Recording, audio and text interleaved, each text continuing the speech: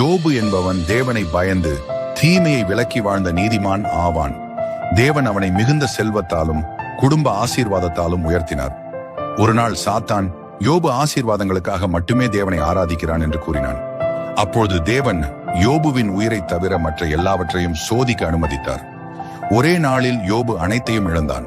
மிருகங்களும் ஊழியர்களும் அழிந்தன. பெரும் புயலில் அவன் பிள்ளைகளும் மரணம் அடைந்தனர். ஆனால் யோபு கர்த்தர் தந்தார், கர்த்தர் எடுத்துக்கொண்டார், கர்த்தருடைய நாமம் ஸ்தோத்திரிக்கப்படுவதாக என்று தேவனை ஆராதித்தான். பின்பு அவன் உடல் முழுவதும் வேதனையான புண்களால் நிரம்பியது. அவன் மனைவி தேவனை நிந்திக்கச் சொன்னாலும் யோபு விசுவாசத்தில் நிலைத்திருந்தான். இறுதியில் கர்த்தர் யோபுவோடு பேசினார். யோபு தன்னை தாழ்த்தினான். அப்பொழுது தேவன் யோபுவுக்கு இரட்டிப்பான ஆசீர்வாதங்களை அளித்தார். பொறுமையும் விசுவாசமும் தேவனால் மதிக்கப்படுகின்றன. யோபுவைப் போலவே எங்கள் குடும்பங்களுக்கும் இரட்டிப்பான நன்மைகளையும் உங்கள் கிருபையையும் தாரும். யோபுவைப் போலவே மன உறுதியுடனும்